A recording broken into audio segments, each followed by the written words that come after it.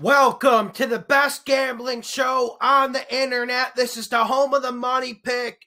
We got the wild card. Make sure you hit that like button, subscribe. This is the best weekend of the football season. I got the upset videos, and these are some upsets I'm watching. The first upset I'm watching is the LA Rams at the Seattle Seahawks.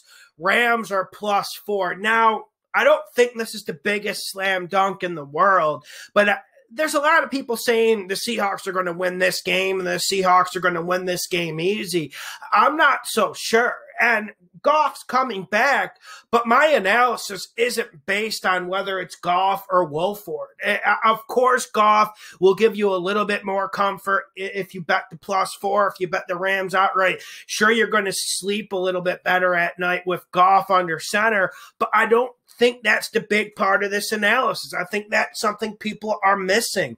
The big part of this is Sean McVay and this Rams defense. That's why they have a fighting chance in this game. That's why they could pull this upset, even though Seattle's a really difficult place to play. And I think people are looking at the wins, losses too much out of the Seahawks. You know, when they went on the road to Washington, you would have thought they beat the 86 Bears. People were so excited.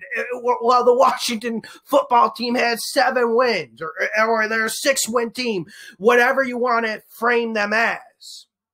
And people got really excited about that. And people are forgetting the flaws of the Seahawks. I saw some commenters saying the Seattle Seahawks have a better defense than the Rams, and that honestly blew my mind. It absolutely blew my mind. And sure, Seattle's defense has improved a little bit. They've been pretty good against the run, but they've been playing trash near the end of this season. The Rams defense is the better unit, and that matters in playoff football. And you want to know what matters as well?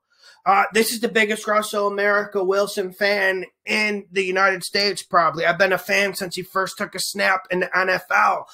But can we be honest here and say this man's fallen off a little bit this second half of the season? The explosive plays are down. Like, for instance, this isn't the same Seattle Seahawks offense we saw explode against Miami. This isn't the same Seattle Seahawks offense as early in the season. The explosion has dwindled. And sure, maybe they are more run-pass balanced. Maybe they are running the ball a little bit better. But I don't know how good this offense is. I thought it would be cooking at a higher level. It should be one of the best offenses in this league.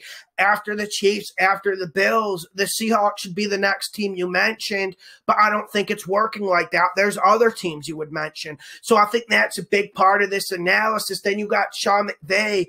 He's had some bad Rams teams against the Seahawks, and he always keeps competitive. He always keeps it close. And I told you last week, I changed my pick. Earlier in the week, I was certain it was Arizona. But anyone who was on my Patreon or saw the live call-in show Friday knew that I changed my mind because I just had to look at the game from a different angle. And I'm looking at McVay versus Carroll. I was looking at McVay versus Kingsbury. I know Pete Carroll can coach. I know Pete Carroll will bring his A game to the playoffs, but I think the Rams can grind out this game. I think the secondary of the Seahawks is still vulnerable. I think the Rams can find some space to throw it. So you get Goff back, and yes, that's a problem. And we know Dunlap's playing great football for the Seattle Seahawks defense. I think the Rams offensive line can handle him. I think the Rams offensive line will be able to protect Goff if they have run-pass balance. And Cam Akers is playing really good football, and no one wants to talk about him. He will have a good game. That's why I think the Rams are close.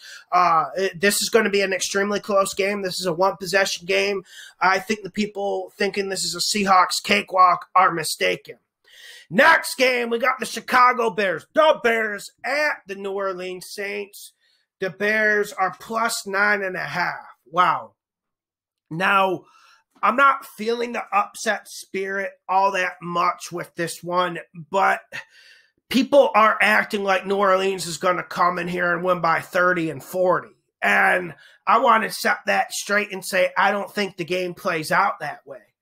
I think there are opportunities for Chicago to pull this upset.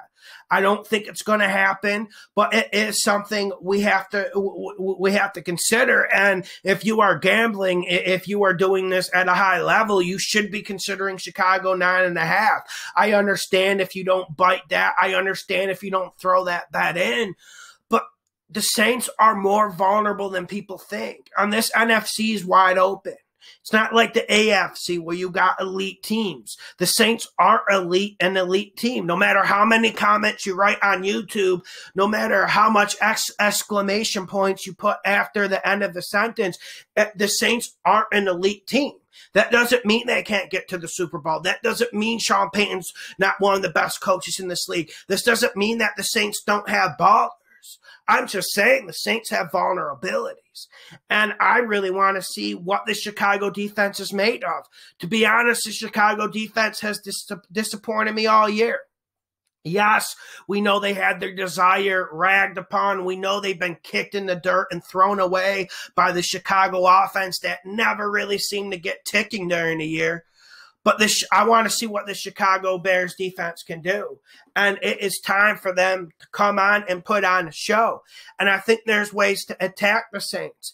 And I know everyone's going to say Michael Thomas is coming back. Michael Thomas is coming back. There's rumors that Michael Thomas doesn't even want to be in New Orleans. And when you look at some of the evidence, it supports that.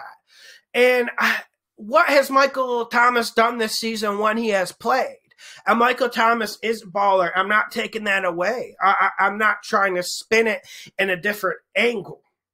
But what I'm saying is I don't think Michael Thomas is this elite option that takes the Saints offense to the next level. I don't see this offense being powerful. I don't see them getting 150 rushing yards with Kamara like they did against the Minnesota Vikings, because the Minnesota Vikings aren't a playoff team.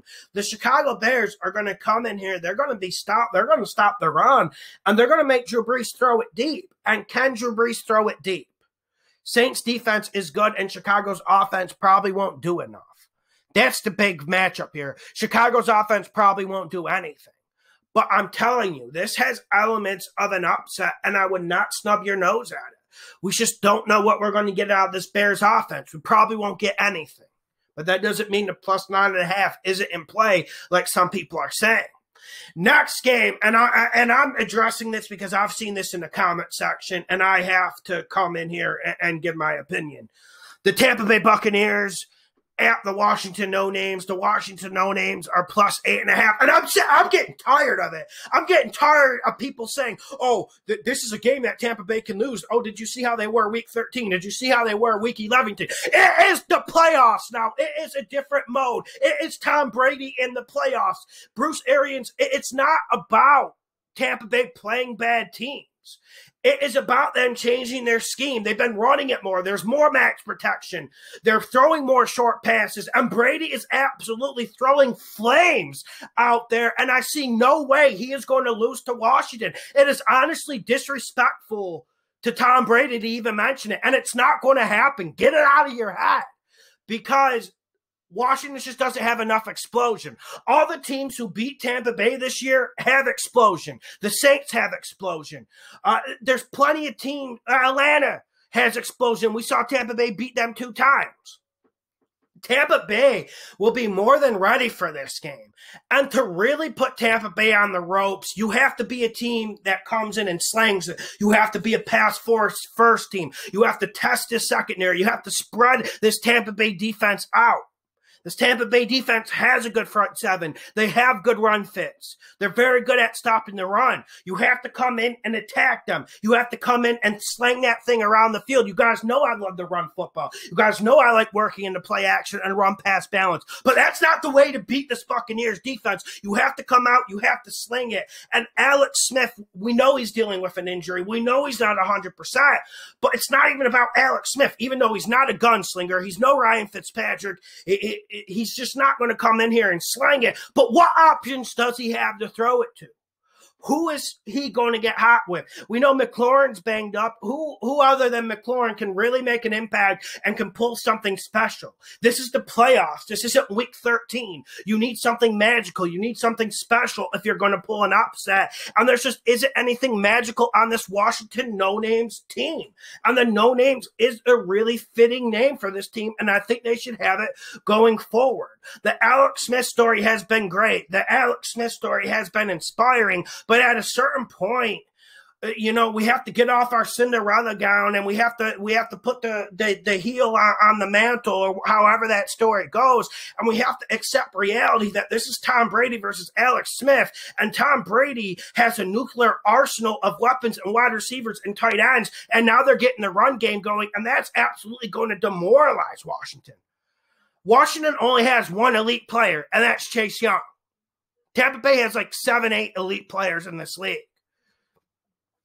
And I've always respect Riverboat Ron. And I do agree with some people who are saying that, yes, in a game like this, Riverboat, he could take advantage of Bruce Arians' naivete.